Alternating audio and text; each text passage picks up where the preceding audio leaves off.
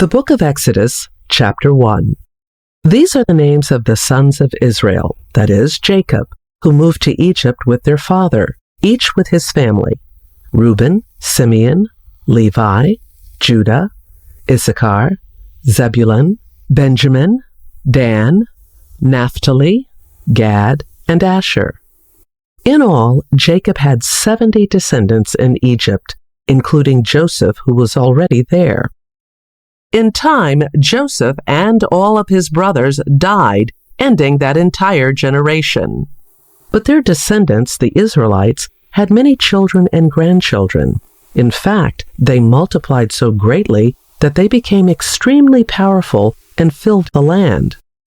Eventually, a new king came to power in Egypt who knew nothing about Joseph or what he had done.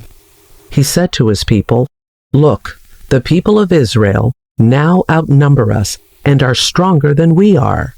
We must make a plan to keep them from growing even more. If we don't, and if war breaks out, they will join our enemies and fight against us.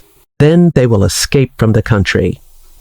So the Egyptians made the Israelites their slaves. They appointed brutal slave drivers over them, hoping to wear them down with crushing labor. They forced them to build the cities of Pithom and Ramesses as supply centers for the king. But the more the Egyptians oppressed them, the more the Israelites multiplied and spread, and the more alarmed the Egyptians became. So the Egyptians worked the people of Israel without mercy.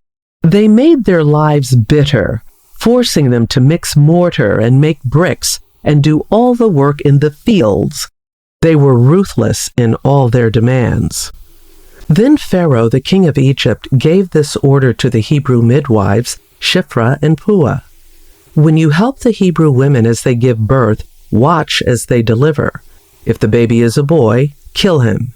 If it is a girl, let her live." But because the midwives feared God, they refused to obey the king's orders. They allowed the boys to live too. So the king of Egypt called for the midwives. "Why have you done this?" he demanded.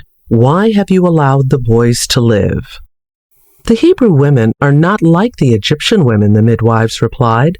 "They are more vigorous and have their babies so quickly that we cannot get there in time." So God was good to the midwives, and the Israelites continued to multiply, growing more and more powerful. And because the midwives feared God, he gave them families of their own. Then Pharaoh gave this order to all his people: "Throw every newborn Hebrew boy into the Nile River, but you may let the girls live."